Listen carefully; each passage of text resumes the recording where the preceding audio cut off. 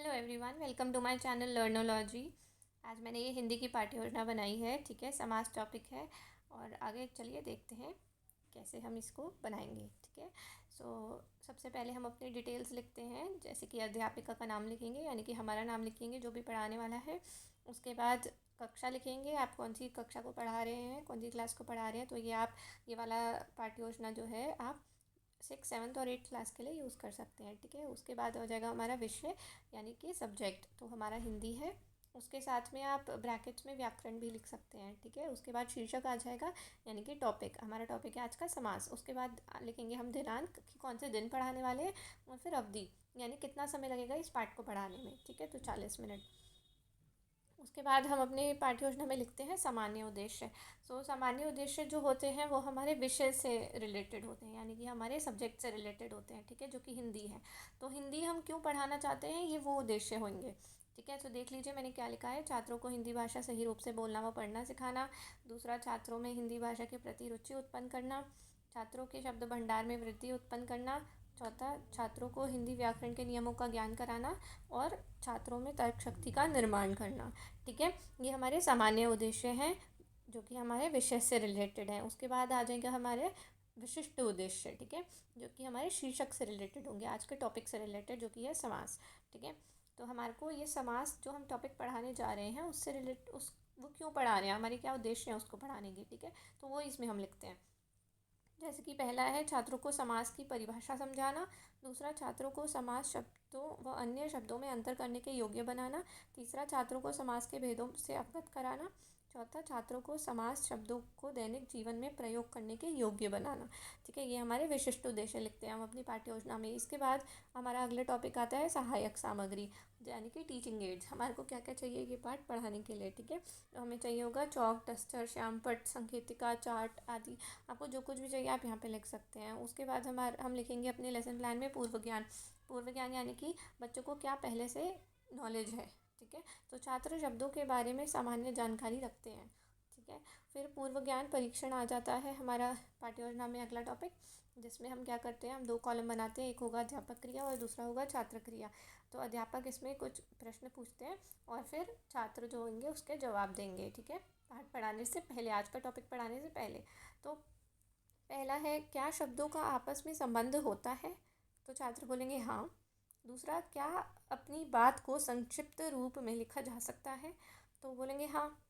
तीसरा प्रश्न हमारा होगा, परस्पर संबंध रखने वाले शब्दों को क्या कहते हैं। ठीक है, ये समस्यात्मक प्रश्न है, इसका जवाब उन्हें नहीं आता होगा। ठीक है, उसके बाद हम बताएंगे उनको अपना उद्देश्य कथन। ठीक है, यानी कि हम अपना टॉपिक बोलेंगे कि अब हम क्या पढ़ाने जा रहे हैं। तो इसमें हम बोलेंगे, आओ बच्चों आज हम समाज व उनके भेदों के बारे में पढ़ेंगे। ठीक है, उसके बाद हमारा आ जाता है प्रस्तुतिकरण, अगला टॉपिक हमारे लेसन प्लान का। प्रस्तुतिकरण बोले तो प्रेजेंटेशन। ठीक है, और प्रेजेंटेशन में क्या करेंगे, फिर हम इसमें 4 कॉलम बनाएंगे। ठीक है, जिसमें हम पहला लिखते हैं शिक्षण बिंदु, दूसरा अध्यापक क्रियाएं, तीसरा छात्र क्रियाएं और चौथा लिखेंगे श्यामपट्ट कार्य। तो जो श्यामपट्ट कार्य होता है उसे आप यहाँ पे ब्लैक पेपर चिपका के उसके ऊपर वाइट पेन से भी लिख सकते हैं, जिससे लगेगा कि ब्लैक बोर्ड पे लिखा है। ठीक है, बाकी मैंने तो ऐसे ही सिंपल लिखा है। तो पहला शिक्षण बिंदु है समास की परिभाषा। पहले हम परिभाषा बताएंगे। ठीक है, जब 2 या 2 से अधिक शब्दों के मेल से एक नया शब्द बनाया जाता है तो इस शब्द रचना की विधि को समास कहते हैं। छात्र क्या करेंगे, छात्र ध्यानपूर्वक सुनेंगे और हम समास की यही परिभाषा जो है वो श्यामपट्ट पर भी लिख देंगे। ठीक है, उसके बाद आ जाएगा हमारा दूसरा समस्त पद। ठीक है, अगला शिक्षण बिंदु। तो समस्त पद क्या होता है, समास रचना में 2 शब्द होते हैं। पहला होता है पूर्व पद, यानी कि पहला शब्द, और दूसरा होता है उत्तर पद, यानी कि दूसरा शब्द। इनके मेल से बना शब्द सामासिक शब्द कहलाता है। ठीक है, और ऐसे ही हम ब्लैक बोर्ड पे एक एग्जाम्पल देके समझाएंगे। सामासिक शब्द क्या है, गुरु दक्षिणा। ये 2 शब्दों के मेल से बना है। पहला है गुरु, जो कि है पूर्व पद यानी पहला शब्द, और दूसरा है दक्षिणा, जो कि उत्तर पद है यानी कि दूसरा शब्द है। ठीक है, उसके बाद हमारा तीसरा शिक्षण बिंदु आ जाएगा समास विग्रह। समास विग्रह क्या होता है, जब समासिक शब्द को फिर से अलग अलग करके लिखा जाए। ठीक है, तो छात्र अपनी कॉपियों में लिखेंगे। ठीक है, और हम इसका एग्जाम्पल भी देंगे बोर्ड पे, जैसे भारतवासी। ठीक है, तो इसको अलग अलग करके कैसे लिखा गया है, भारत का वासी। ठीक है, फिर चौथा हमारा शिक्षण बिंदु है समास के भेद। अब हम उनको बताएंगे कि समास के क्या क्या भेद होते हैं। तो समास के 6 भेद होते हैं। पहला है अव्ययी भाव समास, दूसरा तत्पुरुष समास, तीसरा कर्मधारय समास, चौथा द्वंद्व समास, पांचवा द्विगु समास और छठा है बहुब्रीहि समास। ठीक है, और यही सब हम शामपट पर भी लिख देंगे। उसके बाद आ जाएगा हम इनको एक्सप्लेन करेंगे एक एक करके। ठीक है, तो पांचवा शिक्षण बिंदु है हमारा समास के भेदों की व्याख्या। ठीक है, तो पहला है अव्ययी भाव समास। तो अव्ययी भाव समास क्या होता है? जिस समास का पहला पद प्रधान हो और वह अव्यय हो उसे अव्ययी भाव समास कहते हैं। ठीक है, और उदाहरण हम बोर्ड पे लिखेंगे। पहले हेडिंग लिखेंगे अव्ययी भाव समास और उसका उदाहरण क्या है, जैसे कि प्रतिदिन। तो प्रतिदिन का मतलब क्या हुआ? प्रत्येक दिन। ठीक है, और दूसरा है आजीवन, जिसका मतलब क्या है? जीवन भर। ठीक है, उसके बाद नेक्स्ट है हमारा तत्पुरुष समास। तो तत्पुरुष समास क्या है?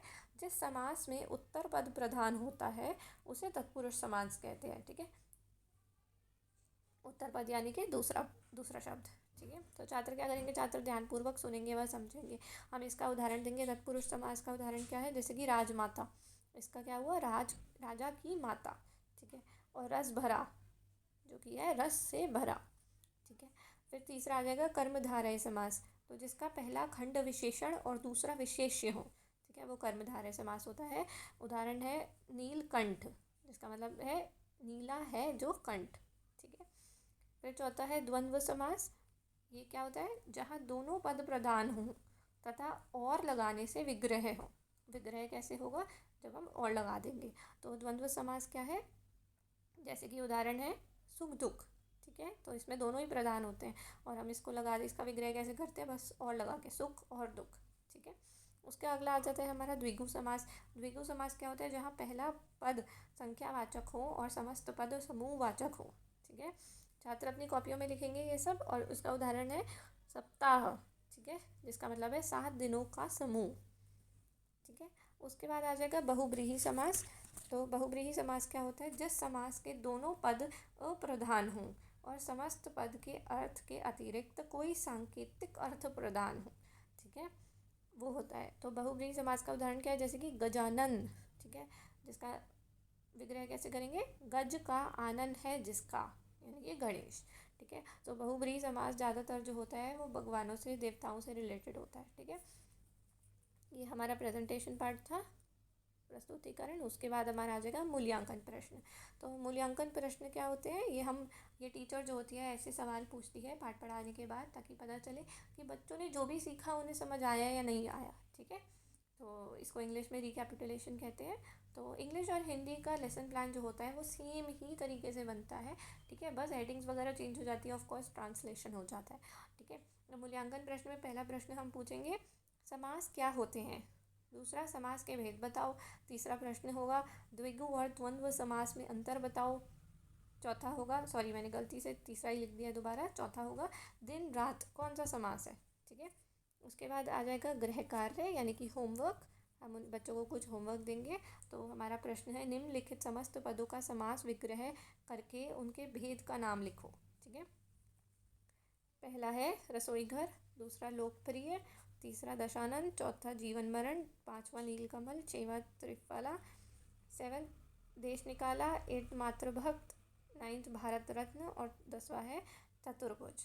ठीक है, सो ये मेरा लेसन प्लान था जो मैंने आप सबके लिए बनाया था। आई होप आप सबको अच्छा लगा हो। अच्छा लगा है तो कमेंट में भी ज़रूर बताना कि आपको कैसा लगा, और लाइक शेयर और सब्सक्राइब ज़रूर करना मेरे चैनल को। Thank you for watching.